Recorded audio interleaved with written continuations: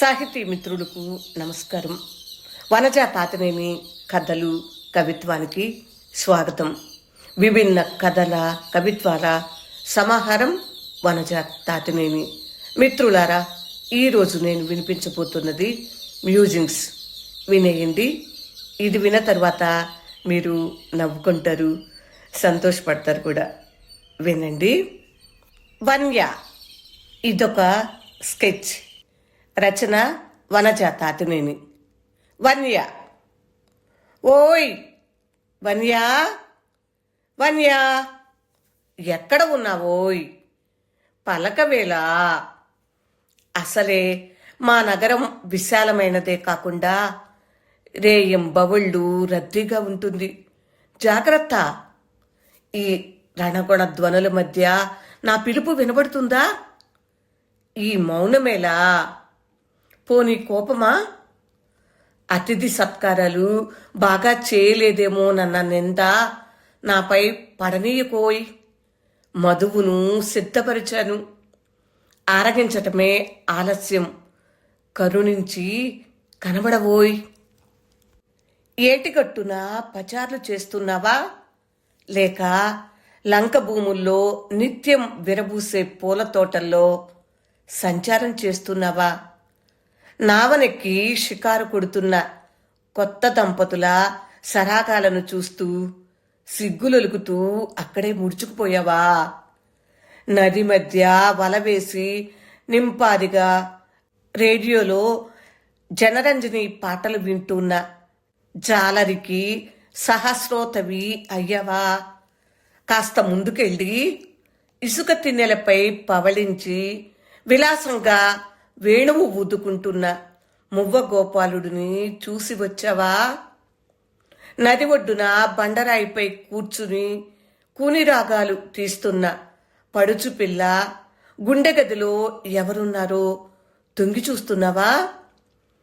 తీరంలోని తడి ఇసుకపై ఆమె చేస్తున్న కూచిపూడి నృత్యం వీక్షించావా? ఆ పదాభినయనం నిన్ను ఆకట్టుకుందా? మీ బ్యాలెట్ పోలే అంత బాగుందా? ఎలాగూ పుష్యంలోనే వచ్చావు కనుక నీకు నమ్మకం ఉన్నా లేకపోయినా కాస్త పుణ్యం మూటకట్టుకోవటానికి మా ఆంధ్ర మహావిష్ణువుని దర్శించి రాకపోయేవా? మా రాయలు రచించిన ఆముక్త మాల్యద కావ్యానికి ప్రేరణనిచ్చిన తావును చూసొచ్చావా? చూసింది చాలెద్దు అనుకుంటూ వెనక్కి వస్తుంటే మా పచ్చని పొలాలపై వీచే మంద్రమైన గాలి నిన్ను సేదదీర్చే ఉంటుందిలే. నగర సంచారం చేసి అలసిపోయి నది ఒడ్డుకు చేరావా మళ్ళీ? సరిగంగ స్నానాలు చేసి నీలాల కురుల నుండి ముత్యాలు జారుతుండగా రాయంచలా నడిచి వెళుతున్న ఆమెను చూసి విభ్రమ చెందావా? రివ్వున ముందుకు పరుగులు తీసి వెనుదిరిగి చూసావా? ముఖానికి పచ్చని పచ్చి పసుపు పూసుకుని నుదుటిపై ఎర్రని కుంకుమ దిద్దుకున్న నడివయసు స్త్రీ సౌందర్యాన్ని కాంచి మూర్చపోయావా? ఆమె పెదవుల మధ్య విరిసిన చందమామ తునకలాంటి దరహాసాన్ని చూశాకైనా నీ సౌందర్య దాహం శాంతించిందా? ఆమె ముందు మోకరిల్లాలనిపించిందా లేదా?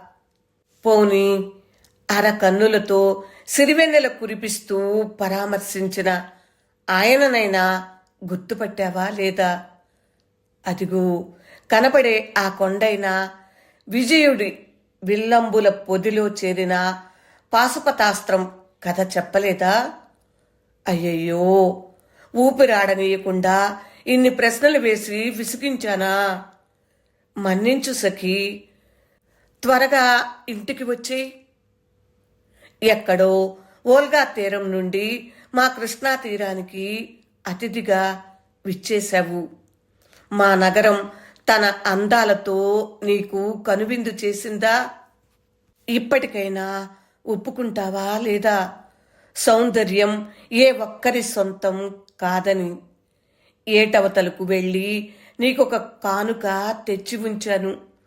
అది ఏమిటా అనుకుంటున్నావా? అందమైన మంగళగిరి జరీ చీర పట్టుకొచ్చానోయ్. కట్టుకోవు, సింగారించుకుని నాకు చూపియవు. మధువు విందు చాలులే, నాకెందుకు ఈ చీరలు అని విసుక్కుంటున్నావా? నా ఒళ్ళంతా రంగురంగుల చీరలు, ఏ నేతకాడు నేయలేని అందమైన చీరలు. నా చీరల రంగులను రేఖలను దొంగిలించటం మీ మానవులకు అలవాటు కదా. నేను వెళ్ళొస్తా. ఎప్పుడైనా మనసైతే మళ్ళీ వస్తా. నాకసలే చిత్త చాపల్యం అని నీకు తెలుసుగా. బై. ఇష్టసఖి. వన్యా, వన్యా, ఇంకొన్నాళ్ళు ఉండవు ప్లీజ్. బతిమాలుతూ ఉండగా మెలకువ వచ్చేసింది. వన్య స్కెచ్ విన్నారు కదా. రచన వనజా తాతినేని. వన్య అంటే రష్యన్ భాషలో సీతాకోక చిలుక. బ్యాలెట్, పోలే రష్యన్ నృత్య రీతులు. ఈ స్కెచ్ మీకు నచ్చిందా? వన్య అనే సీతాకోక చిలుక ఓల్గా తీరం నుండి మన కృష్ణా తీరానికి వచ్చింది.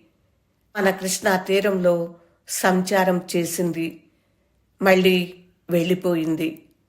ఈ సీతాకోక చిలుక మీకు కూడా నచ్చిందా? నచ్చితే లైక్ చేయండి, షేర్ చేయండి. అలాగే నా ఛానల్ సబ్స్క్రైబ్ చేయనట్లయితే సబ్స్క్రైబ్ చేయండి. ఇలాంటి విభిన్నమైన కథలు, కవిత్వం, మ్యూజిక్స్, స్కెచ్, పాటలు అవి ఇవి అన్నీ వినిపిస్తూ ఉంటాను. వింటున్నందుకు హృదయపూర్వక ధన్యవాదములు.